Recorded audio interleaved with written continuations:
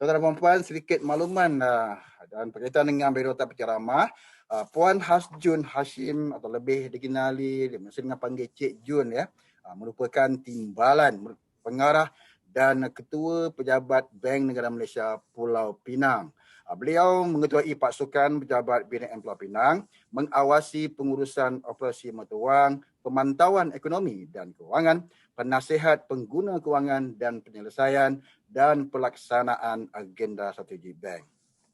Antara lain seperti pelaksanaan penggunaan e-bayar, perumahan mampu milik dan termasuk juga usaha menggalakkan penggunaan mata wang tempatan untuk penyelesaian perdagangan dua hala dan pelaburan langsung di wilayah utara. Pada masa kini, beliau terlibat secara langsung dan aktif dalam memerangi jenayah kewangan seperti makau scam dan skim cepat kaya. Berkhidmat lebih daripada 20 tahun sejak tahun 1999 di Bank Negara Malaysia. Puan Hasjun memulakan kerjaya di Jabatan Pengawalan Bank BNM. Beliau juga berpengalaman di beberapa jabatan lain dan membina semangat yang kental dalam membantu dan menyelesaikan pertikaian pengguna kewangan semasa beliau mengetuai pasukan Pusat Perhubungan Bank Negara Malaysia, ini Contact Center iaitu BNM Telelink. Dalam memanfaatkan kepakaran yang ada pada beliau telah dipinjamkan ke Biro Pengantaraan Kewangan, sebuah badan penyelesaian pertikaian alternatif bebas pada tahun 2004. Di mana beliau bertanggungjawab untuk mengatur strategi dan melaksanakan plan promosi biro tersebut. Samping itu, beliau juga pernah ditugaskan di jawatan kuasa penyusunan semula hutang korporat CDRC dalam membantu dan menguruskan syarikat konglomerat yang menghadapi masalah kewangan untuk menstrukturkan semula pembayaran mereka semasa krisis kewangan Asia. Puan Hasjun adalah pemegang sarjana muda pentadbiran dan perniagaan dalam jurusan pemasaran daripada University of Colorado di Boulder, Amerika Syarikat. Beliau juga merupakan perantara intermediator bertauliah dalam pengurusan perbankan dan insuran. Tuan-tuan dan puan, Assalamualaikum Cik Jun. Waalaikumsalam warahmatullahi wabarakatuh. Jelas dengar no? Oh, apa khabar jelas sangat. Okey Puan Jun, dengan tajuk kita pada pagi ini penipuan kewangan, tips dan pencegahan. Silakan Puan Jun. Okay, bismillahirrahmanirrahim. Terima kasih Cik Zack. Assalamualaikum warahmatullahi wabarakatuh pada semua. Selamat pagi, kata salam Jumaat. Kan, sebab saya berada di Penang. Jadi mungkin ada jugalah tercakap-cakap, orang kata cakap orang utara. Ada orang utara hari ni, harap ramai untuk mendengar orang kata pesanan-pesanan penaja Bank Negara. Awak pula Bank Negara cerita pasal jenayah kewangan kan. Macam kata Cik Zack tadi, saya punya berbuih mulut dia bercerita. Saya punya orang kata portfolio tadi tu. Sebenarnya saya menguat kalau untuk Bank Negara ni, kami ni adalah pasukan hadapan. Sebab saya ada baca semalam dekat komen di ASB punya Facebook tanya link, tak pernah dengar pula ada jabatan link. Link tu sebenarnya laman informasi nasihat khidmat di mana sebenarnya kami adalah orang kata face of the face, ears, hidung semua Bank Negara lah. So kalau public nak jumpa kami ni orang kata dia akan jumpa link tadi. Sebab tu dengan BNM Telelink, link tu kita connect kan. Jadi itulah kami sebenarnya. Jadi saya sebenarnya mengetuai pasukan bahagian utara. Kami jaga daripada Perak sampailah ke Perlis lah. Ya, tapi hari ini kita nak cerita pasal jenayah kewangan. Cik Jun ni polis ke? Tak, saya tak polis. Tapi sebab hari-hari kami di Bank Negara kan Cik Zack, kami sebenarnya at least sekurang-kurangnya tahun 2020 masa dalam PKP ni dah meningkat dia punya interaction dengan public ni sampai ke 1,000 satu hari engagement melalui telefon, email kan yang datang kami buka di kaunter. Tapi kami sekarang ni Bank Negara tutup lah, kami kata yang link kami tu tutup, tapi mereka boleh capai kami melalui orang kata email, telefon.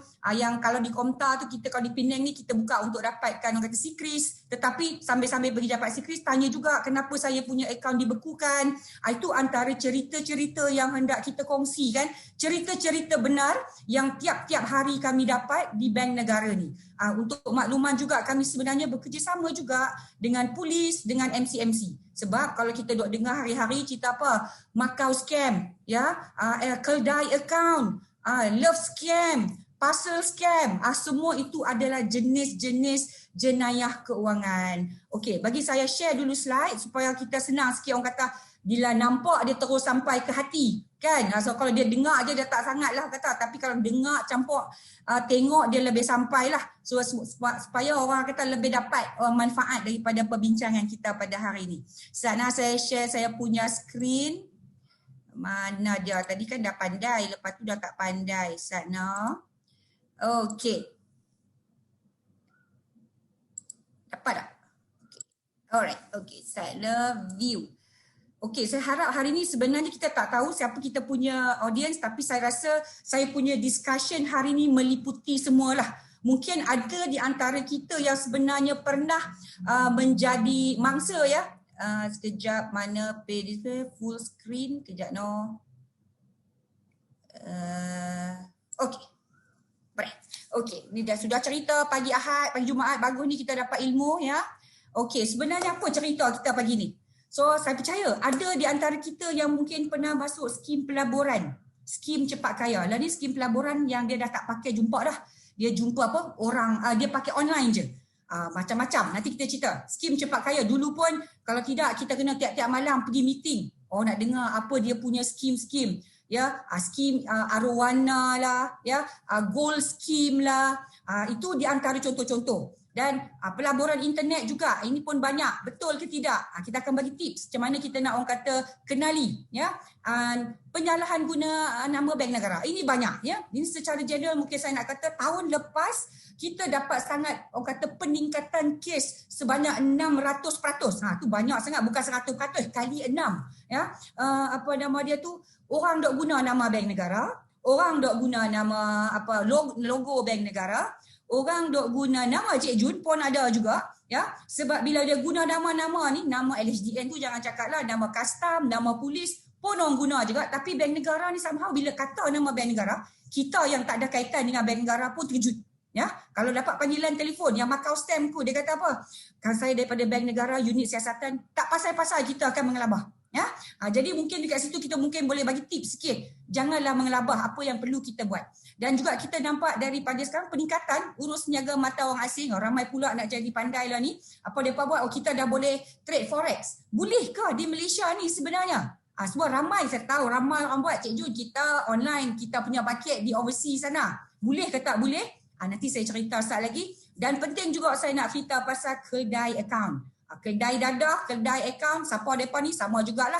Kalau buat dadah, kedai dadah, mereka buat dadah. Kalau kedai duit, kedai akaun ni dia bawa duit, nak transfer duit. Ini juga orang kata satu hal ni tahun ni bank negara pun banyak sangat terima. Dia bukan jadi terima macam mana? Penerimaan yang konon-konon mereka ni adalah mangsa. Yang bagi pinjam dapat sewa tak ada masalah. Ni kadang-kadang kita tak tahu, kita bagi akaun kita untuk benda lain ya, tapi digunakan untuk menjadi kedai akaun. Itu yang mungkin kita orang kata boleh berhati-hati, sebab ini nak cerita, nanti saya cerita sikit. 2-3 hari ni pun dok minta macam mana nak buka akaun ni, saya ada bisnes. Kita akan cerita benar lah ya. Okey. Kita nak tanya sikit, kita nak kenal siapa sebenarnya mangsa. Mungkin kita sendiri pun ada jadi mangsa kat sini ya. Sebenarnya kalau ikut apa nama dia ni, kalau scam jenayah keuangan dia tak kenal lah ya. Tetapi berdasarkan profiling yang satu saya cerita tadi, 1,000 orang satu hari bank negara ni, kita tanya 3% to 5% adalah berkaitan dengan jenayah keuangan yang bank negara terima kebanyakannya orang kampung ya, yang depa ni hasil pendapatan banyak juga, yang kerja mungkin Felda, mungkin di yang getah yang terus, depa ni jadi kadang mangsa. Itu untuk skim cepat kaya. Pesara yang baru nak bersara, depa ni ada dapat duit EPF, dapat duit gratuity. Duit SB memang kata lah kan, kita pun simpan duit dalam SB dan tabung haji kan. So duit-duit tu kadang-kadang masa dah bersara ni lah kita nak belanja. Jadi depa dah tahu orang ni nak belanja dan ada dah nak pencen, depa ada duit. Jadi mereka ni mungkin jadi target ya. Depa boleh tahu lah pula, tak tahu mungkin depa ni ada sixth sense tapi tak tahu. So pelajar, kenapa pelajar ya? Sekat sini saya cerita, dekat sini depa ni dapat duit PTPN kan? Budak-budak ni kadang-kadang saya pernah pergi lah di Labuan dulu Soalan kami ada session juga. Persoalan dia bertanya-tanya, mula-mula dia tanya, Cik Jun, boleh tak saya nak masuk ni multi level ni? Saya kata, mana you dapat duit?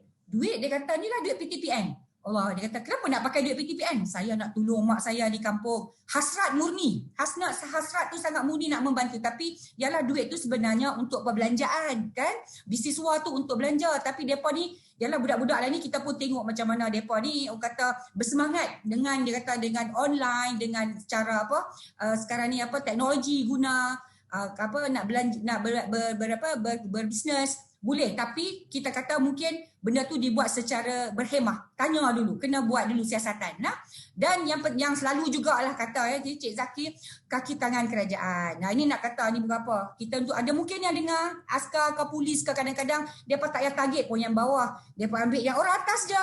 Orang-orang atas mempengaruhi. Ini terutamanya skim-skim cepat kaya. Ya, ini mana kita kata kenapa mendorong kalau skim cepat kaya kita nampak selalunya ada sedikit sifat tamak. Sifat tamak tu yang penting. Sebab ni saya bila cerita pasal skim cepat kaya selalunya dia start dari kecil. Bila dia dah dapat, lepas tu dia rasa tamak. Itu yang jadi isu. Dan sebenarnya kami ada buat study juga ya dengan Universiti Utara Malaysia baru tahun lepas. Kita nak kenal kita nak kenal apa ciri-ciri behavior orang-orang macam mana yang mudah terpengaruh. Mungkin itu kita boleh tanya. Macam Cik Jun ni banyak cakap, mungkin kita pun jadi orang kata salah satu ciri dia, kan? Nanti kita cerita. Alright, okay. Ini kita cerita pasal Macau scam dulu dah. Okay, kalau kita tengok Macau scam kan, Allah ini memang kami Bank Negara bekerjasama sangatlah dengan polis. Sebab apa ya? Kalau sini polis, Bank Negara dengan SKMM, MCMC ya. Sebab akaun dia pakai akaun bank tu Bank Negara jaga. Jadi penipuan anda polis, cheating 420 kanun keseksaan. Dan dia pakai telefon orang. So tu under MCMC. Jadi kami terpaksa lah orang kata bekerjasama. Tahun lepas je ya. Kes depa yang polis dok mengapa ni sampai Oktober. Tapi tahun lepas dia punya kes 600 cases 6,000 cases yang mereka kendalikan, yang dilaporkan. Yang tu kita tak tahu lagi. Yang ini hari kesnya hilang mungkin 20,000, 30,000 minimum. Yang hilang setakat mungkin 1,000, 2,000 ni mereka tak pergi pun balik polis sebab dia kata malu nak pergi, kan? Tapi kalau yang besar-besar ni memang mereka akan bagi polis. Ya, and then kerugian pun kita nampak dah meningkat jadi 287 juta. Ini data polis yang kita dapat untuk tahun lepas. Ya, jadi banyak kes yang baru-baru ni kami sendiri kendalikan. Ya, ini mungkin saya nak cerita sikit. Ramai juga yang sebenarnya saya pun tak faham juga. Kadang-kadang kita tak takut. Kita ni takut tak bertempat ya. Dapat panggilan. Macau scam kita tahu. Modus operandi dia kita akan dapat panggilan telefon.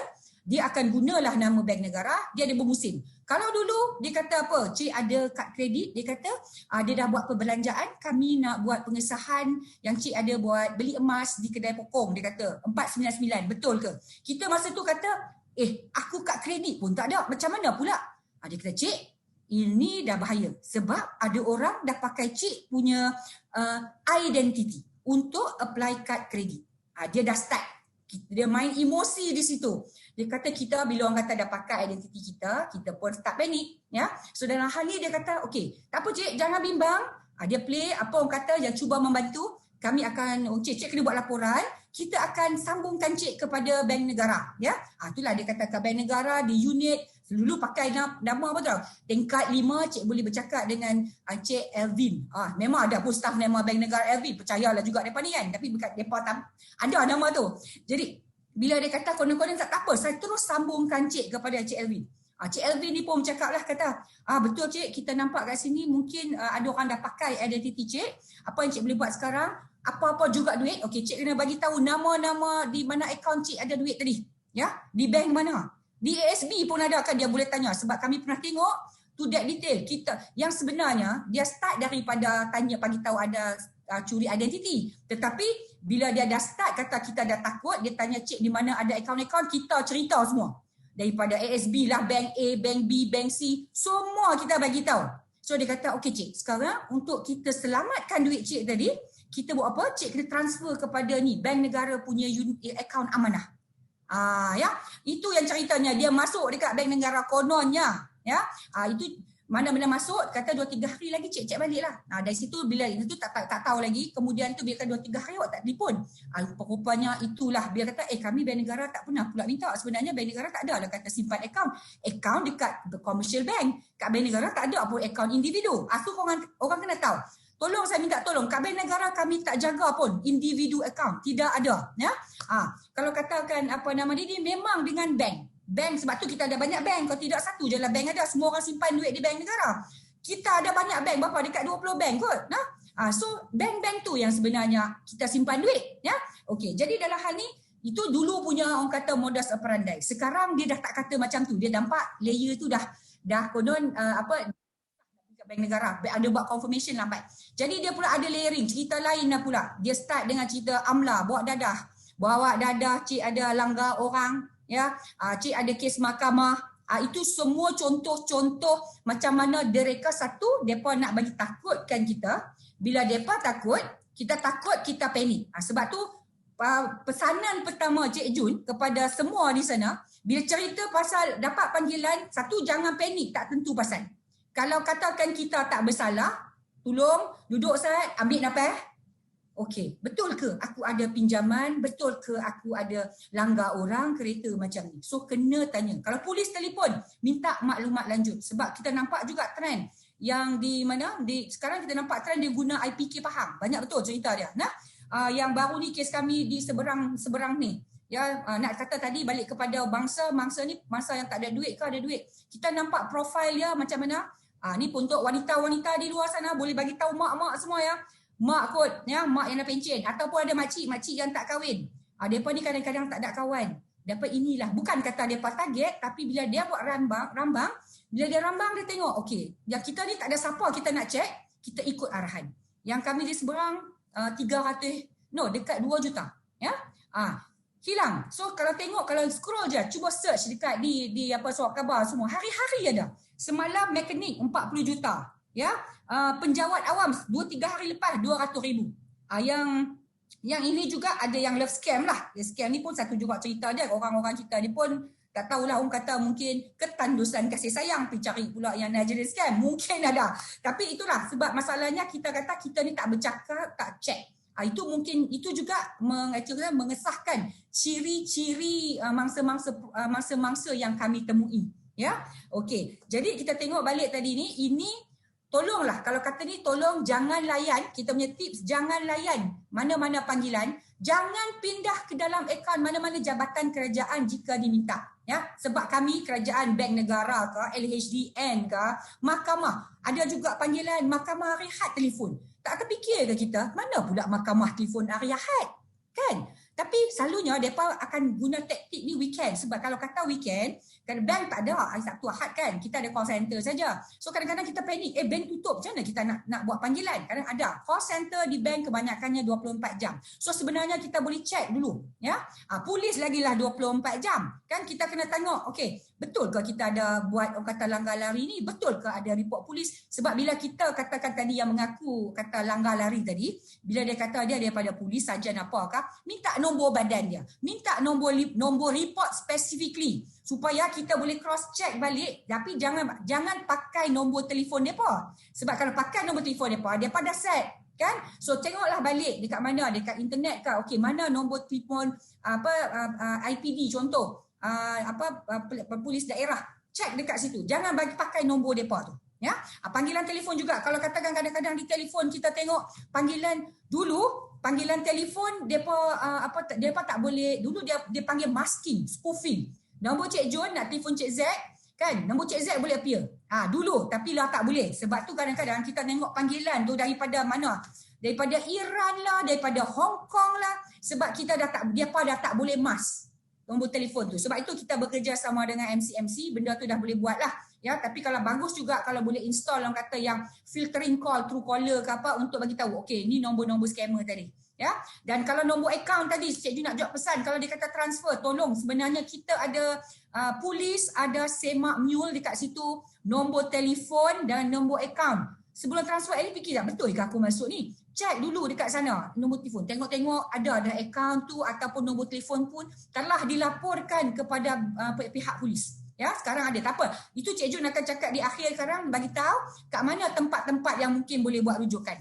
Ya, itu Macau scam lah. So kita ni dia minta PIN number, nombor tag number, sekarang ni pun minta tag ya. Kita tak ada online banking. Kita kata dulu dia masuk kat dalam akaun, tapi lah ni depa pandai transfer melalui online banking. Kita kata kita pun tak pernah ada online banking, Cik Jun, saya tak tahu pun. Tetapi sebenarnya dalam perbualan kita tu, apa dia buat?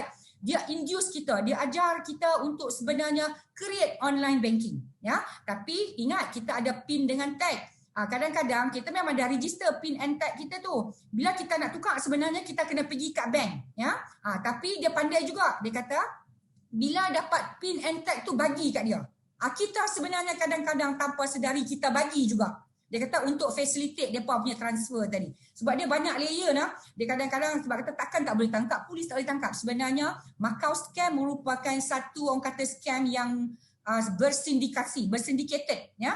Dulu asalnya di Macau, dia start nama-nama panggil Macau tu sebab dulu dia ada Macau.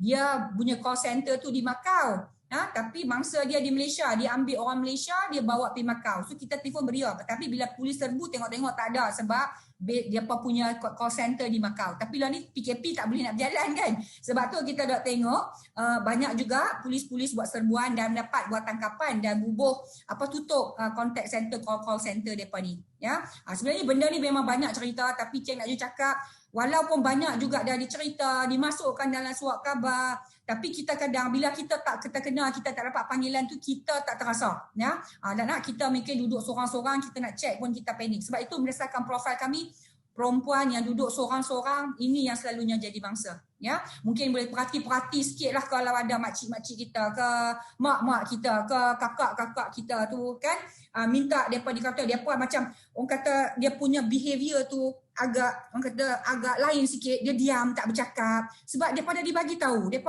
apa, tolong jangan bagi tahu siapa-siapa. Kebas, dia kata kena transfer duit dulu sebab kalaulah cik bagi tahu dengan polis, kita dapat siasatan akan mungkin terganggu. Dia gunakan taktik tu ya.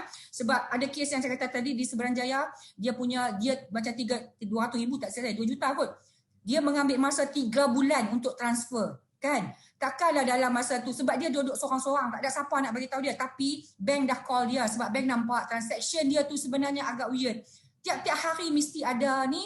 Lepas tu sama je amount dia. Tapi dia kata, you jangan kacau I sebab tak apa, ni saya tahu apa yang saya buat.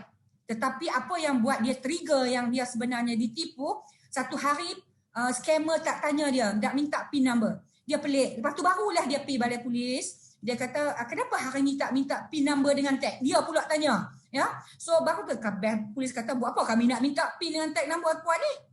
Barulah dia tahu masa tu duit dia pun mungkin, masa tu memang duit dia tinggal sikit betul. Yang tinggal. Habis dah pun. So ceritanya macam itulah. So minta tolong sangat-sangat ya. Walaupun kata kenapa bank tak boleh trigger. Bank cuba. Satu hari transaction juta-juta kan. Kalau satu bank, kalau dia tu satu hari dah 2-3 kan. Bayangkanlah satu Malaysia ni berapa. Bank pun tak sempat nak pick up. Kan bukan nak kata nak protect bank. Tapi kita sebenarnya kena jaga diri kita lah. Okay, alright, itu daripada scam, orang kata Macau scam. Ni saya cerita, ni semua apa yang saya cerita ni, jangan panik. Tolong jangan dedahkan maklumat perbankan anda dengan siapa-siapa pun. Jangan pindah wang atas arahan sesiapa kalau kita yang tak kenal orang tu. Ya, kalau kita kenal mungkin kita. Tapi yang kenal pun ada juga satu kes yang baru ni, kenal dia anak saudara pun boleh tipu. So kita kena ada orang kata sikap berwaspada, sikap orang kata lebih berhati-hati. Ya, okey, itu Macau scam. Ni semua dah cerita. Kita cerita skim cepat kaya. Cik Z, kau pernah masuk Pak Mandelo? Ni Pak Mandelo kes bank negara mula-mula yang kami ambil, ada pengambilan deposit tanpa lesen ya. Dulu Pak Mandelo cerita apa, ada di Taiping. Memang menarik cerita dia, bank negara serbu dia apa? Buka pintu dah pijak duit. Buka lamari duit bergolek-golek. Macam kalau tengok yang baru ni ada satu video artis dia tidur atas duit. Macam tu lah. Dikeliling bank-bank yang kerja dekat situ pun semua tak nak kerja dengan bank, nak resign, nak pergi kerja dengan Pak Mandelo sebab nak tolong kira duit dia banyak. Sebab dulu tak ada online banking, dia pakai cash basis kan. Tapi ialah Pak Mandelo tu tak ada apa, SPM pun tak ada kot. Macam mana orang percaya, kita pun tak tahu. Itu dulu. Tapi sekarang macam-macam, macam kata tadi dia guna nama bank negara, juga nak guna nama Securities Commission. Jadi itu pun kita boleh pengaruh.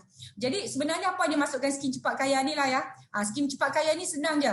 Dia kata selalu dia punya, kalau tengok dia punya ni, dia kata tipu masa saya bagi sikit dia punya tips je. Dia kata ni, masuk takkan rugi.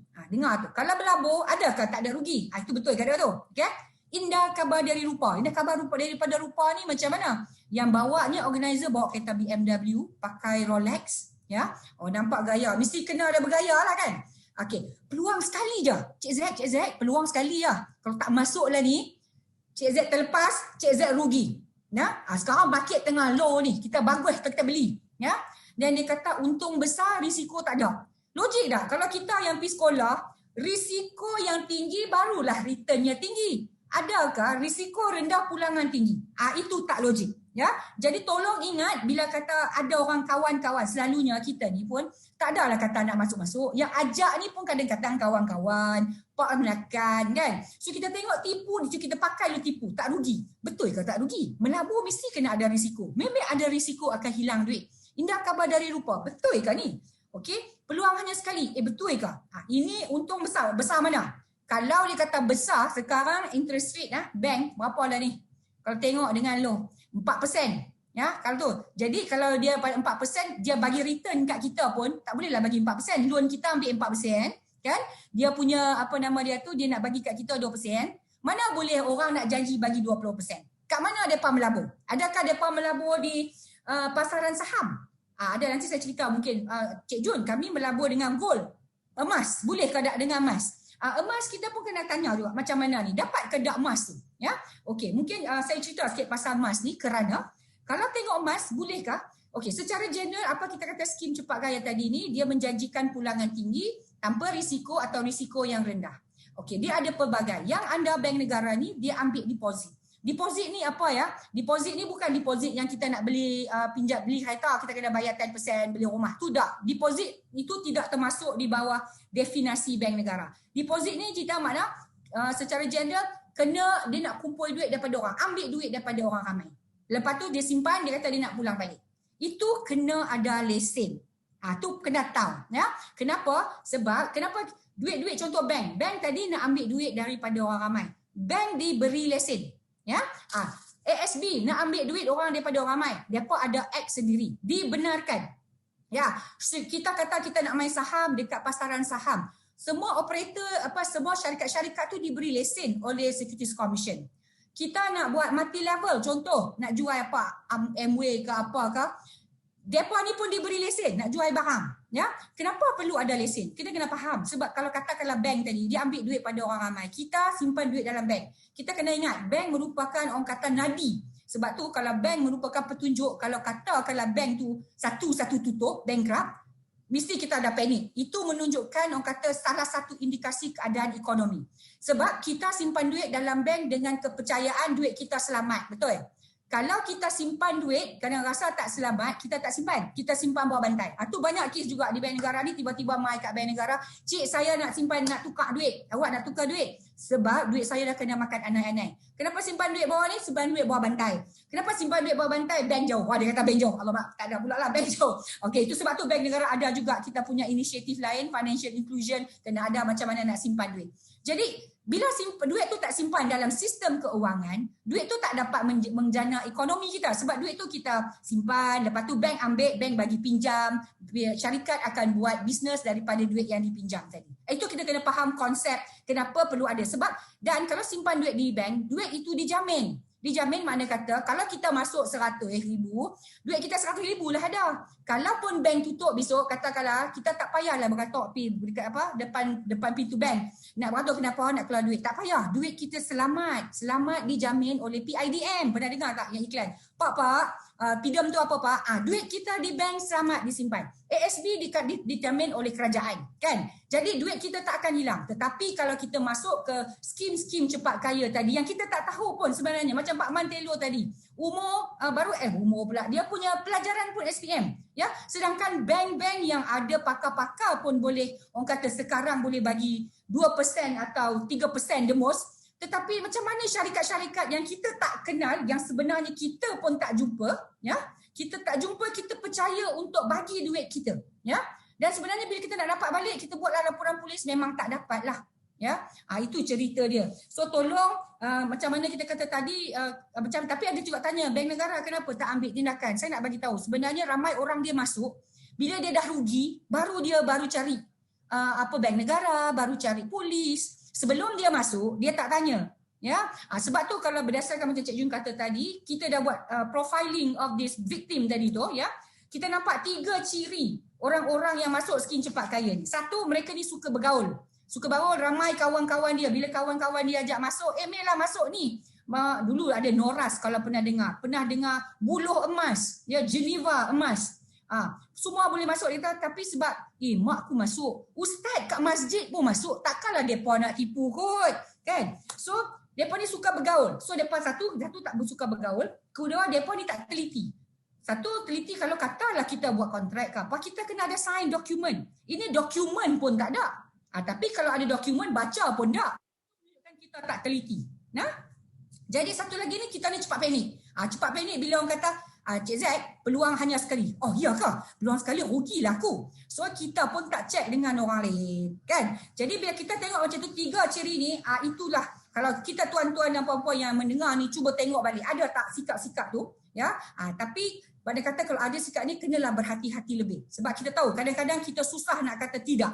Bila nak yang dia ajak kita tu konon-konon girlfriend, lah masuk. Kan? Betul juga. So benda-benda tu kita kena berhati-hati, ya. Jadi sebenarnya Bank Negara boleh ambil tindakan ke atas pelabur juga sebenarnya nak bagi tahu. Tapi ramai juga orang tak sedar. Tapi contohlah saya nak bagi kes Geneva. Geneva tahun berapa? 2016 ke? Mana dulu Dia ada 30,000 dia punya pelabur. Gamaknya kat macam mana kalau kami dakwa depa ni lah dah depa ni hilang duit. Ya, dah hilang duit, katakanlah lepas tu depa ni dah katakanlah bersalah. Kat mana kita? Sebab kita punya provision, berapa banyak kita boleh bagi denda, penjara ke. Kalau katalah penjara 30,000 ni nak letak kat mana? Pulau Jerjak ke? Tak ada tempat jail yang kita boleh masukkan depa tu. Jadi kita rasa pendidikan, kesedaran kepada pengguna ni lah yang penting sebenarnya. Kita tahu. Sebab tu kalau tengok tipu tadi ni, dia kena ada ciri-ciri tak rugi, kena 2-3 kali. Kita pernah tengok kes ya, SSM dulu dia ni under interest scheme. Ya, dia kata marilah kita dulu dengan ikan arwana lah, skim serai lah, lembu lah. Lembu tu kelakar juga ya, ni nama company tu kita pun dah siasat, Estama Farm. Dia kata kita akan melabur menternak lembu. Ya, dapat lembu dia kata, so dia pergi kat Cik Z, dia pergi kat Cik Jun, dia pergi dekat Cik Hamid, dia pergi kat Puan Fauziah. Rupa-rupanya lembu yang sama dia jual kepada kita ni semua. Sebab kami pernah buat rate, ya. Dia kata dia ada banyak pelabur. Kalau kita bayangkanlah 100 pelabur lah, kita bayangkan mestilah ada 100 lembu kan. Bila kami pergi, kami tengok ada 3 ekor lembu sahaja yang kurus-kurus belakang. Itulah lembu yang sama yang dijual kepada Cik Zack, kepada Cik Jun, kepada Puan Fauziah, kepada Cik Izmir. Yang dipusing-pusing di situ saja. Ya, jadi kalau setakat kata nak melabur, kita kena tahulah dia punya, orang kata kena check dulu. Sebab tu Bank Negara kalau tengok AC dengan Bank Negara, kami ada senarai ya. Satu senarai yang memang Bank Negara dah ambil pun tindakan, yang dibicara pun dah habis. Tetapi kami ada juga Financial Consumer Alert List. Tolong check di Bank Negara punya website ya. Dah dekat 500 entiti yang kami senaraikan di sana. Tolong cek dulu. Dia bukanlah orang kata dia di blacklist, tidak. Tetapi sebagai ini adalah berdasarkan laporan, berdasarkan aduan, berdasarkan pertanyaan. Ya, dia mungkin akan post risk kepada orang kata public tadi. Sebab tu kalau kita tengok sebelum masuk, tolong dulu cek. Tadi dah semak mule, cek dulu akaun ni betul ke tidak. Yang kedua, cek dulu company ni boleh dipercayai ke tidak. Kalau memang tak tahu nak apa, boleh call Bank Negara. Di akhir nanti Cik Jun akan share Bank Negara punya nombor telefon untuk kita cek lah. Ya, okey. Ni Cik Jun dah cerita tadi. Emas, ni cerita pasal emas lah. Tadi kata boleh ke Cik Jun kita melabur dengan emas. Emas kebala ni mungkin dah turun. Bagus kok beli ni kan. Okey, secara umum kalau orang kata jual beli emas, Cik Jun pergilah pokong ke, belilah 3 tongkol emas.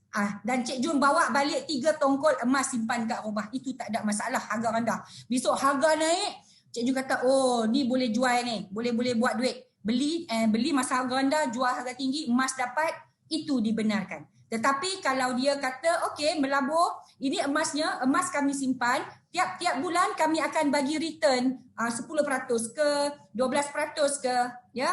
Besok nanti ada tenure dia 3 tahun, cik boleh ambil emas. Itu mungkin ada menyalahi kita punya provision pengambilan deposit. Kita tengok syarikat tadi dia beri lesen ke? Tapi macam Cik Jun kata, secara umum lesen untuk mengambil deposit tadi dikeluarkan oleh Bank Negara kepada bank-bank saja. Ya, kalau macam AC kepada syarikat-syarikat pelaburan. Kepada kalau MLM tadi, syarikat MLM multi level marketing oleh KPDN HCP. So kita kena cross check balik, ya. Deposit tadi, lepas tu macam kita kata tadi, dia ambil, kita boleh dapat balik penuh. Sama ada dibayar sikit-sikit ataupun dibayar sekaligus. Itu dah definasi deposit tadi. So kalau ada ciri-ciri macam tu, sesiapa juga yang nak menjalankan orang kata pengambilan deposit kena ada lesen.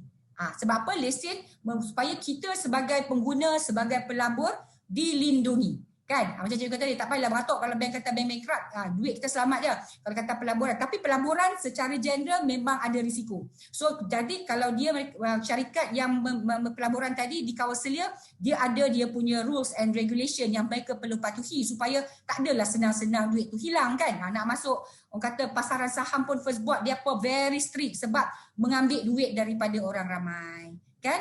Okey. So itu tadi dan ni cerita mata wang asing. Ini di bawah Bank Negara juga. Ramai juga Cik Zack dia kata baiklah kita forex trading. Kita pun dah up sikit lah ni. Kita you pakai apa? Market mana? US ke? Market UK ke? Kan? So ini sebenarnya secara general Cik Ju nak cakap mata wang asing di Malaysia secara umum lesen hanya diberi kepada bank-bank saja dan syarikat-syarikat tertentu. Dia tidak diberi kepada orang ramai. Tetapi sebab sekarang dianya online. Bila dia online macam mana lah bank negara nak pergi ambil komputer, macam mana daripada segi penguatkuasaan kan kita pun tak tahu. Tetapi kita tahu hanya apabila seseorang itu telah kehilangan duit. Kalau dia trade sendiri suka-suka hati dia tahu tak apa ya. Tetapi ni kadang-kadang dia start buat dia punya skim pula melabur. Itu kebanyakannya kita nampak bila urus niaga mata wang asing ni dia lebih kepada pengambilan deposit ya. Dia dah start create dia punya piramid tadi tu orang bawah ya. Lepas tu dia ambil dia duit. Lepas tu tengok-tengok tak ada dia akan tunjuk simulasi. Kalau kita tengok kalau dulu punya trend dia punya target adalah pelajar-pelajar lepasan universiti yang susah nak dapat kerja. Apa dia buat? Dia kata marilah masuk. Dia kata kita akan bagi training. Bila you dah train nanti you boleh trade. Ni simulasi dia. So kita pergi market kita sebab malam kita kena kerja malam. Sebab dia kata kena ikut US punya market, UK, Europe punya market. Kita pergi tengok memang banyak komputer nampak bergerak-gerak kat situ. Itu semua simulation ya. Kebanyakannya simulasi di situ. So yang nak cakap kenapa kita perlu dapat kena berniaga tempat yang betul sebab kalau tu kita dilindungi lah ya. Kalau tidak kita main pergi duit kita pun boleh hilang terutamanya tadi kalau pelabur-pelabur tadi tu dia startnya online trading, forex trading. Tetapi dia cari orang masuk, itu dah deposit taking, dah pengambilan duit daripada orang ramai. So dua-dua pun memerlukan lesen sebenarnya. Ya, sama ada kau tengok kat sini, diorang ni sebenarnya boleh dia kata dia ambil tindakan sama ada advertisement. Jadi kita dapat maklumat ni banyak bila kita tengok kadang-kadang benda tu hanyalah online. So kadang-kadang ambil sebab kami yang pihak penguasa ni kadang-kadang menghadapi cabaran lah bila kata pergi. Dia start dengan trading pun berbahaya juga sebenarnya ya. So kalau ada yang anak-anak kita yang mungkin baru lepas graduate, saya pun ada anak seorang, kita kena berhati-hati jugalah supaya anak-anak kita kadang mak bapak kesian. Tak apalah mak, yang dia start dengan mak bapak dia, mak kena tolonglah dulu, mak keluarkanlah duit sikit untuk bantu saya start buat pelaburan. Dia mula-mula memang dia bagi kita orang kata pulangan supaya kita nak bubuh lagi duit banyak ya. Tapi lepas tu kita kata tadi dah, bagus ni, betul dapat duit. Maka kita pun akan tambah lagi kita punya pelaburan. Dan masa itulah kita kata dia cakap market low lah, you dah rugilah. Itulah always the case ya. So tolong berhati-hati. Macam kami punya pengalaman juga, kami tengok ramai juga dia kata apa bila start piramid selalunya skim cepat kaya ni dia berbentuk piramid. Bila piramid orang bawah yang akan menyokong orang atas. Selagi orang bawah masuk, orang atas akan dapat. So orang bawah ni nak dapat dia kena cari lagi orang. Tetapi kita tengok piramid. Kalau satu struktur dia tu dah sengit, dia akan jadi orang kata tak stabil, maka piramid tu boleh collapse ya. Itu kita perlu kita tahu. Tapi saya nampak juga kami berdasarkan interaksi kami yang bijak pandai lah ni. Dia kata ini skim baru. Bila skim baru kita di atas. Bila kita di atas, chances kita nak jatuh lambat dia kata. So dia kata saya dah masuk Cik Jun, kami pernah lah buat panggilan telefon tanya, saya tahu Cik Jun kalau masuk yang awal-awal ni yang kemudian memang tak dapat duit, tapi saya punya taktik saya akan masuk yang awal-awal, saya tahu saya akan dapat duit. Tapi selalunya because saya tamak tadi tu, dah dapat duit masuk lagi, dia dah dapat pulangan, dia pergi masuk pula dekat bawah, masa tu dah start dah tak stable, the structure of pyramid tadi, maka collapse. Masa tu duit yang sebenarnya dah dapat dipulangkan, dah dapat pulangan tadi pun dah hilang juga sebab dah masuk balik dalam the structure tadi. Ya. Okey, itu urusan mata wang dan orang kata deposit daripada apa ni. Secara general bank negara kami ni ya, jual beli mata wang asing haram di Malaysia ya, dan entiti tidak dilesenkan oleh bank negara. So kita nak ingat orang ramai untuk tidak menyertai mana-mana pelaburan atau program latihan urus niaga mata wang secara haram yang ditawarkan sama ada individu ataupun syarikat. Okey, macam-macam lah dia buat. Macam mana kita nak ajak Cik Zack tahu ni, kereta mewah pancing. Memanglah kita nampak orang tu pakai jam Rolex, bawa kereta. Dia takkan nak bawa kereta kancing, mesti kita pun tak masuk kan. Jadi dia bawa kereta mewah, Lamborghini, Ferrari, paling-paling pun Mercedes. Ya, tipu helah depa ni. Ni semua contoh-contoh. Upi umrah pun orang guna taktik tu. Tu emas, lebur. Banyak ya, kita dulu kes-kes bank negara banyak juga yang melebur ni. Ya. Ini secara umum kalau tengok sebab kata Cik Jun cakap banyak sangat, saya nak pergi mana? Ini saya Cik Jun share sikit. Kalau bank negara, pergi kat bank negara, kami yang ambil pengambilan deposit tanpa lesen tadi ya, nak ambil duit dari orang ramai kena ada lesen. Dan urus niaga mata wang asing, itu di bawah bank negara. Ya, nak check macam mana tu ada senarai peringatan pengguna yang Cik Jun kata consumer alert 1-300-885-465. Ya, jualan langsung itu under KPDN HCP, jualan langsung tanpa lesen, skim piramid, kutu, kutu under SSM, boleh ke main kutu Cik Jun? Tu soalan, dia ada akta tau. Tapi tadi Gores dan Menang under KPDN KK, Gores Menang ni macam senyap sikit, mungkin depa kata tak menarik skim ni, tapi ada lagi ya. Skim berkepentingan macam mana? Yang kita tadi yang Cik Jun kata ikan arowana, saya suntik implano, nak tahu tu ikan saya, skim lembu, skim kayu gaharu ya, agarwood, skim apa lagi? Serai, lembu, itu semua under SSM, skim berkepentingan. Skim wang kutu, bolehkah? Ini pun ada juga cerita ada akta kutu cuba pergi baca, cari. Cik Jun bagi homework sikit, cari akta kutu tu apa yang dimaksudkan. Ya. Ada juga daripada SC kalau cerita pasal saham-saham, itu di bawah SC, Securities Commission, ya. Dagangan mata wang kripto. Ni memang inting lah orang dok kata, bolehkah Cik Jun nak masuk cryptocurrency, Bitcoin. Dagangan mata wang kripto ini di bawah Securities Commission. Tetapi kripto itu sendiri boleh tak nak jadikan macam duit macam ringgit Malaysia? Setakat ini bank negara tidak mengiktiraf Bitcoin sebagai mata wang ataupun cryptocurrency sebagai mata wang asing. Ya. Tapi kalau Cik Zack nak bagi Cik Jun bagi berapa, itu kalau kita tu, itu kita punya risiko sendiri. Ya. Risiko sendiri. Tapi kalau duit kita tadi tu, duit rosak ke apa kan, tu boleh datang kat bank negara kan. Kita kata tadi, kita kawal dia punya value tadi. Ya. Okey, kalau selain daripada ni cerita cheating ke apa tu memang polis lah. Ni kepada yang mungkin polis mendengar selamat hari polis, semalam hari polis ke 14 ya. Depa ni lah kesian. Kami memang bekerjasama, depa ni tak tidur. Bayangkan yang jaga PKP tu satu, yang ini yang membentras skim jenayah keuangan. Kesian kat depa ni ya. Kita kena sama-sama lah orang kata menolong. Okey. Ni nak cerita sikit. Tadi dah habis skim cepat saya, akaun apa ni? Ni cerita akaun Puspo. Ni masalah juga ni. Sekarang ni banyak sangat yang mungkin tak tahulah juga PKP ni mungkin orang kata menyebabkan ramai orang tak ada duit. So duit senang jadilah akaun keldai. Akaun keldai ni macam mana? Cik Z bagi Cik Jun pinjam akaun untuk Cik Jun ambil duit mana-mana, nak transfer duit daripada katalah tadi kat Puan Fauziah. Puan Fauziah nak buat scam, pakai akaun Cik Jun tadi. Macam tu. Cik Jun bagi pinjam. Pinjam akaun sama ada pinjam tu dapat dengan balasan lah. Dia kata kita bagi sewa lah, dapat 200 satu transaction kah. Ya, yang nak penting sebenarnya kalau akaun keldai ni kita sama jugalah, kalau keldai dadah pun kena juga. Kita pun boleh disabitkan sekali. Tapi yang itu satu. Tapi yang nak pentingnya juga, kalaulah kita ni dah jadi akaun keldai tadi ya, masalahnya lagi besar. Bila kita kata kita dah jadi akaun keldai, polis akan ambil tindakan kepada kita. Sebab kita dikira bersubahat membenarkan akaun kita dipakai untuk aktiviti-aktiviti yang tidak berlesen, kadang-kadang yang melanggari peraturan, melanggari undang-undang. Ya, jadi kita pun boleh disabitkan dengan kesalahan. Bila start masuk kesalahan, kita dah ada rekod polis. Bila kita ada rekod polis, bank tadi nampak juga nama kita ada. Nama-nama kita di bank-bank lain pun secara tak langsung, bank dah nampak ni customer aku.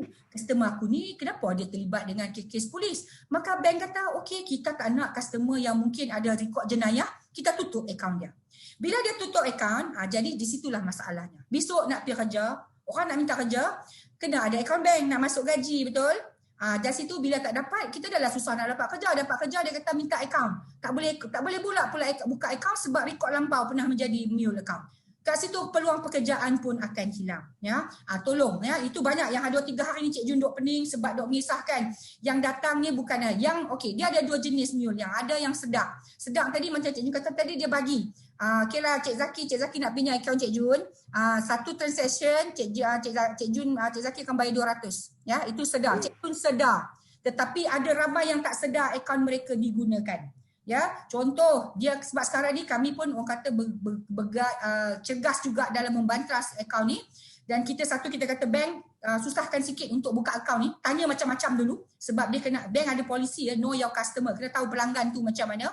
Kalau kita rasa ni jangan bagi buka akaun sebab dia sebenarnya membantu dalam transaksi kesalahan tadi. So tadi pertama. Ya, yang kedua tadi yang dia tak sedar. Dia tak sedar sebab dia orang scammer nampak susah aku nak cari account holder sekarang ni yang suka, yang willingly bagi.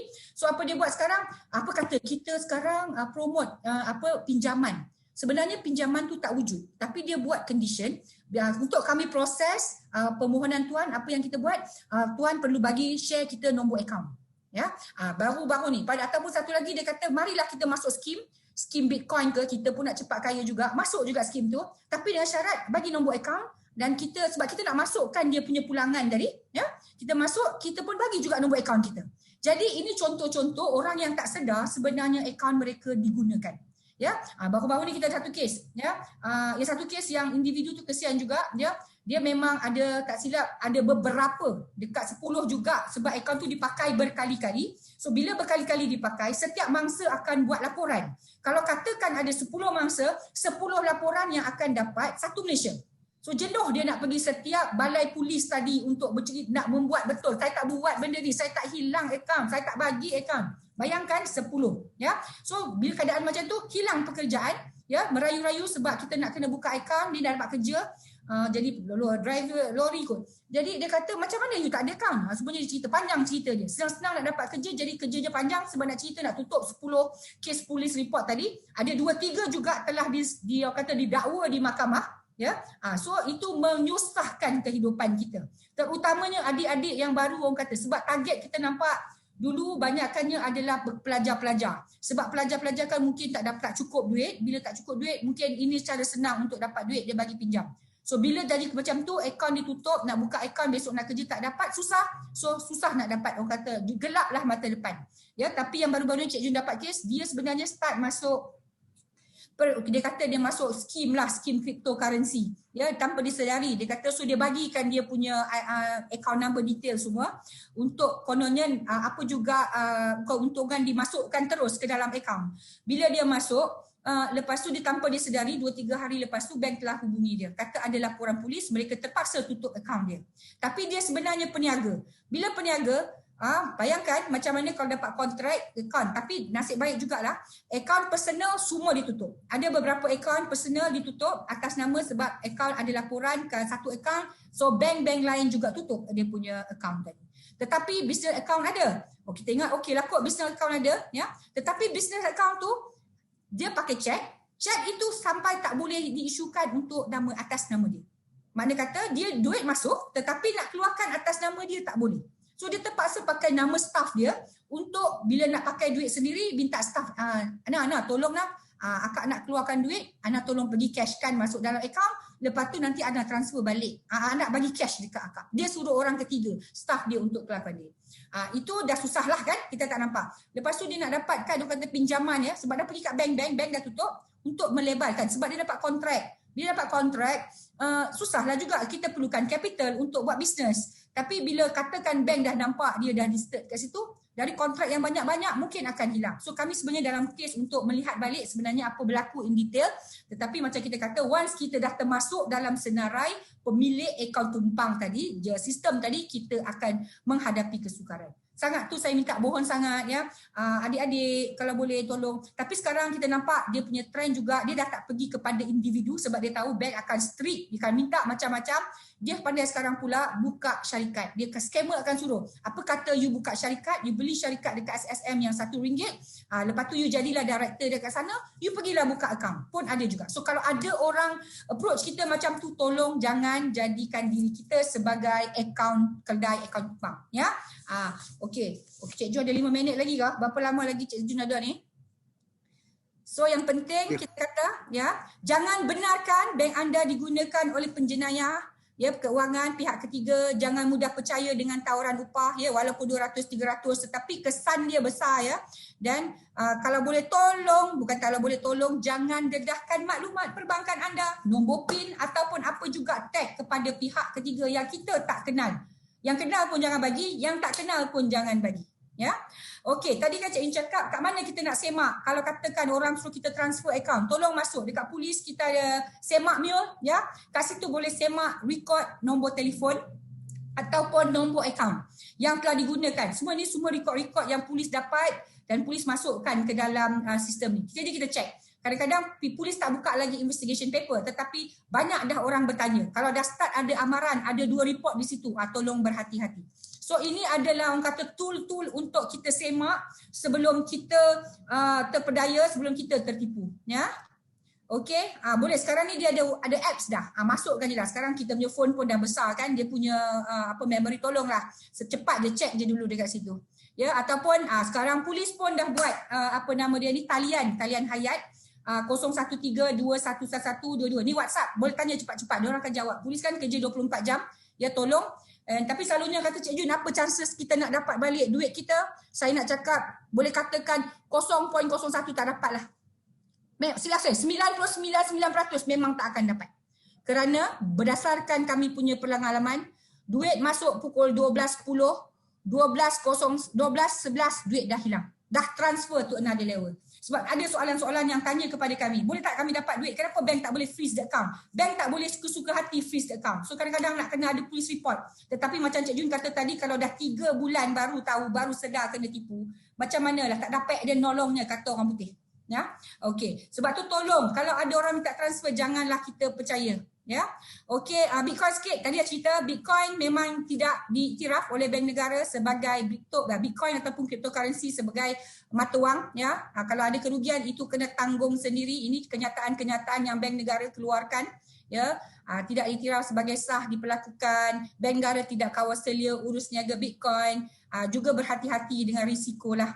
Sebab tu kita kata tolong jangan mudah percaya dengan tawaran pelaburan. Kena juga cek-cek. Macam kes yang kakak tadi tu, dia terlibat dengan pelaburan Bitcoin tadi. Konon-kononnya dia masuk untuk pelaburan Bitcoin. Duit tak ada, akaun kena pakai, habis bisnes pun terimplicate. Ini contoh-contoh kenapa pula bank negara tak jaga. South Korean government pun dah kata banyak sangat fake exchange. Exchange ni dikawal selia oleh Securities Commission platform-platform yang ada. Memang ada. Okey, untuk kata ni dekat nak habis ni, kita tuak bank negara, kita salah satu usaha untuk kita melindungi public tolong, kami ada juga amaran scam. Tolong like dan follow sebab kami memang update selalu maklumat-maklumat terkini mengenai sama ada daripada bank negara, daripada polis, daripada KPDN KK, HCP, daripada SC, mana maklumat-maklumat berkaitan scam kami paparkan kat sini. Tolong follow, so kita akan bagi update yang terkini lah. Okey, macam tadi kata, kalau kata ada yang jadi semak mule, tolong cek dulu semak mule, pakai aplikasi.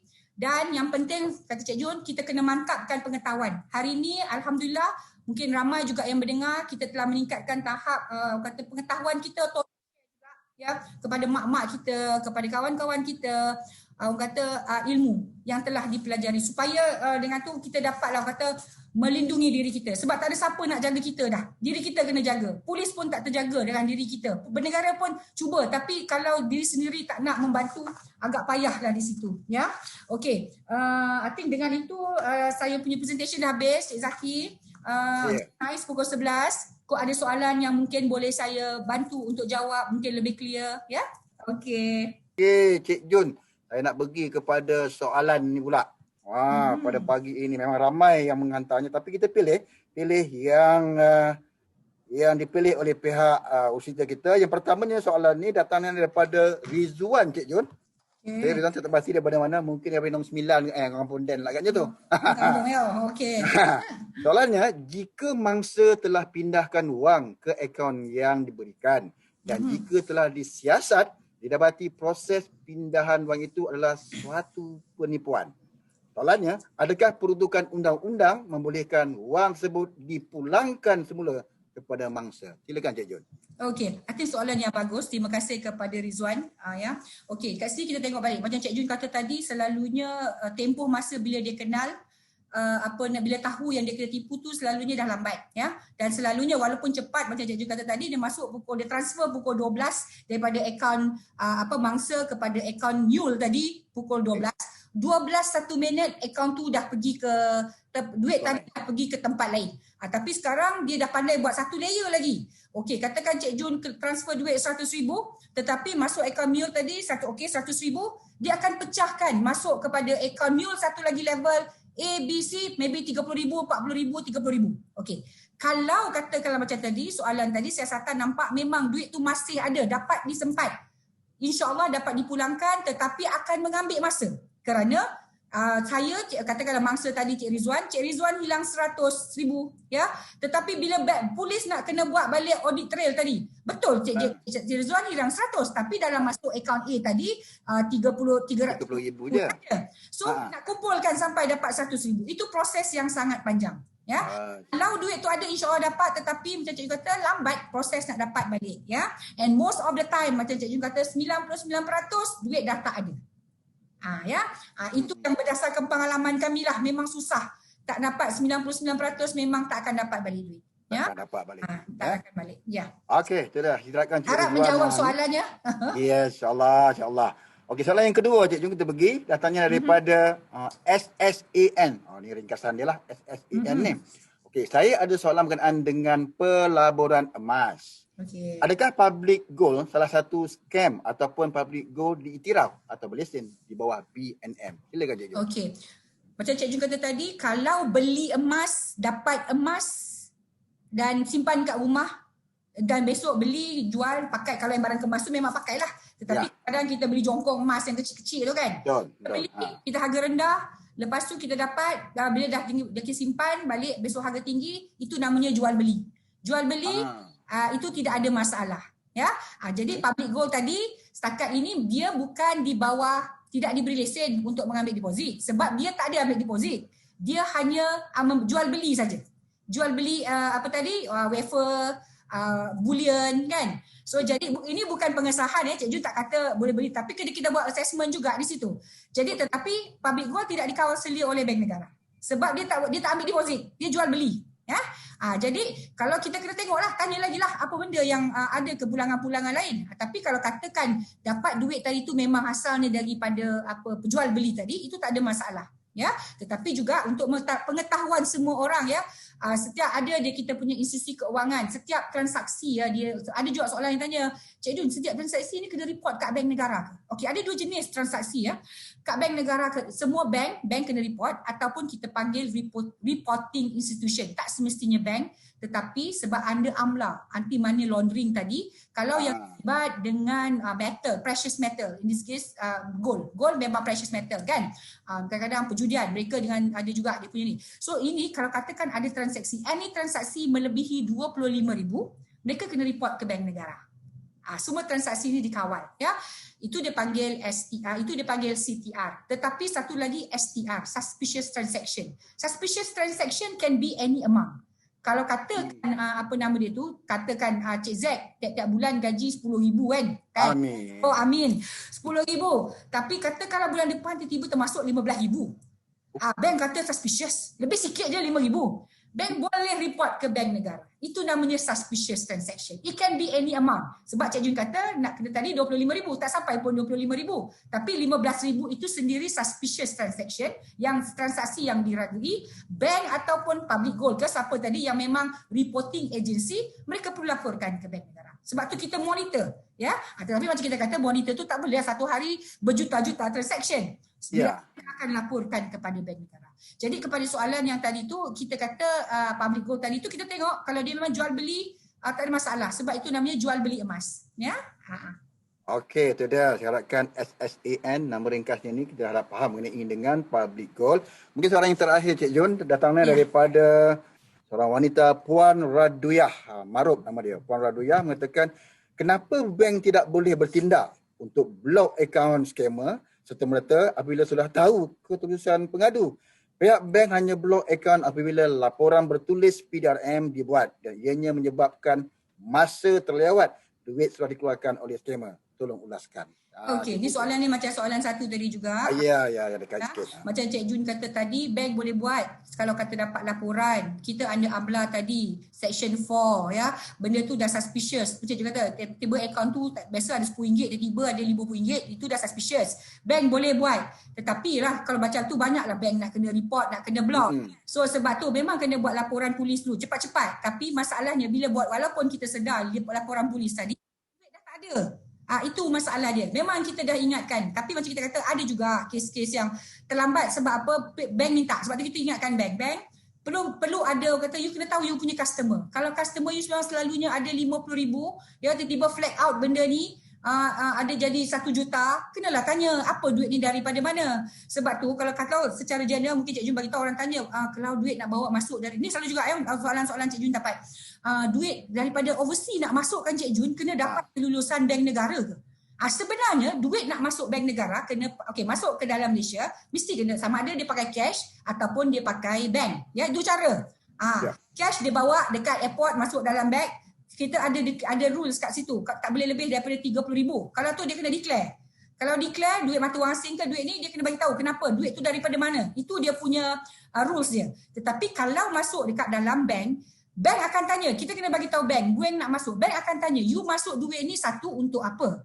Kedua, you nak guna duit ni apakah sos dia? Sebab kita tak nak Malaysia jadi tempat orang laundering duit, bersihkan duit. Ya banyak kes sekarang. Sebab tu bank punya responsibility, tanggungjawab, dia akan tanya balik. Sebab tu kalau orang tanya duit bank negara luluskan, bank negara tak luluskan. Masukkan duit, duit amount pun berapa banyak pun dah masuk, tetapi bank yang manage. Bank akan tanya, you masuk duit ni untuk apa? Duit asal daripada mana? Duit ni asal daripada pelaburan main judi ke contoh di Macau. Bagi supporting document. Kalau kita boleh bagi supporting document tu, bank tak ada masalah. Ya. Tapi kalau bank rasa dah termasuk, bank akan freeze account. Bank akan masuk freeze. Tapi balik kepada soalan tadi tu, ya, bukan bank tak boleh nak freeze apa, selalunya duit pun dah tak ada. Memang bank freeze. Bukan. Tapi selalunya account itu mule account. Bila mule account pun, kita pun tak boleh nak buat apa sebab bila kita tanya dia pun selalunya tak tahu siapa dia punya mastermind. Itu masih lagi, sebab itu kita perlukan orang ramai untuk bekerjasama dengan kita. Jangan jadi mule account. Jadi bila tak ada tempat duit untuk mereka transfer duit tadi, ya, dia orang kena pakai cash. Sebab tu bank negara pun akan mengkuatkuasakan juga cash transaction tak lama lagi, ya, kita ada limit, ya, supaya kita boleh curb all these illegal activities. Can be rasuah ke, daripada segi money laundering, curi duit ke, rompakan duit tu semuanya dimasukkan dalam sistem tadi. Ya.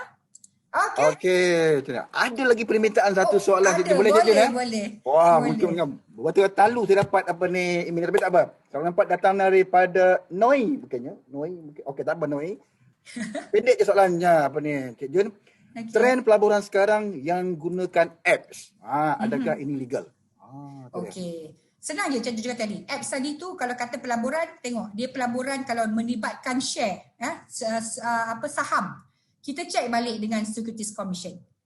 Itu dia punya, sama ada mereka ini dikawasili atau tidak. Yang kedua, dia kata ambil deposit je, tak ada pun kita simpan. Itu bank negara. Definitely bank negara tak akan bagi lesen. Ya, sebab tu kalau ada laporan kami akan senaraikan dalam Financial Consumer Alert List tadi. Lagilah apps sekarang. Kita pun tak tahu siapa yang kita orang kata berhubung. Ya, kalau duit hilang mana kita nak kejar. Ya, balik-balik pun kita pergi polis. Kita menambah kes-kes polis nak buat siasatan.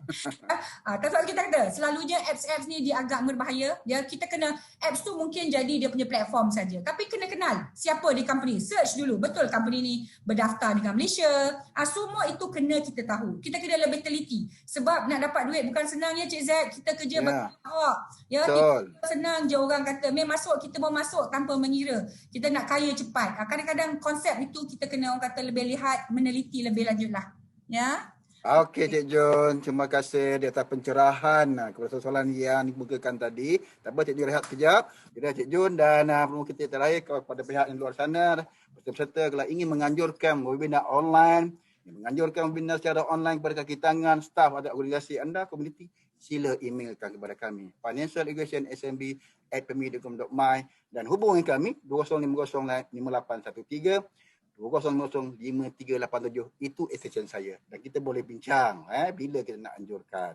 Alright, sekali lagi Terima kasih kepada seluruh yang bersama dengan kami. Terima kasih kepada pihak BNM dan anda boleh ikuti SMB di Amanah Sam, Facebook, di Twitter, YouTube dan Instagram. Dan perlukan mengkhidmat nasihat, sila hubungi kami di sana. Alright, kata-kata terakhir daripada Cik Jun kita, daripada Band Negara Malaysia, Pulau Pinang. Silakan Jun, mungkin semangat kepada warga yang mendengar pada hari ini. Silakan. Terima kasih Cik Zaki, terima kasih ASNB saya sudi jemput Cik Jun untuk orang kata berkongsi maklumat. Ini memang orang kata kerja hari-hari. Jadi Cik harap orang ramai di orang sana tolong berhati-hati satu ya. Tolong tanya dulu ya. Tanya dulu apa juga ya. Kalau katakanlah semua memang dah tak tahu nak apa, tolong hubungi Bank Negara Malaysia ya. Kami ada talian kami 1300885465. Tolong hubungi kami untuk jelas boleh ke nak masuk, boleh ke nak transfer. Kami punya pegawai-pegawai sentiasa akan orang kata bermurah hati, berbesar hati untuk membantu ya. Yang penting tanya, jangan takut kalau tak salah ya, jangan share apa-apa maklumat bank ya.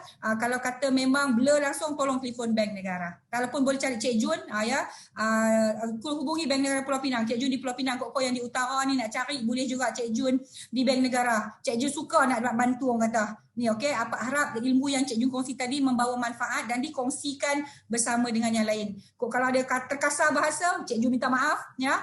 Kita jumpa lagi insya-Allah. Terima kasih. Alhamdulillah, terima kasih Cik. Cik sangat-sangat suka nah. Okey, untuk laman semua peserta, setiap Jumaat jam 10 pagi ASNB mengadakan program semasa-masa ini yang terbuka kepada umum dengan topik-topik yang berlainan setiap minggu. Seperti hari ini kita jemput pihak BNM untuk bersama dengan kami. InsyaAllah, akhir kata kami berkata lagi. Mohon ampun dan maaf atas kekurangan yang berlaku selama program ini dijalankan. InsyaAllah, harapkan anda di luar sana tolong jaga SOP, jaga diri anda jaga. Dan saya akhiri dengan wabillahi taufiq wal hidayah. Assalamualaikum warahmatullahi wabarakatuh. Kita jumpa lagi. Terima kasih Cik Jun, terima kasih semua.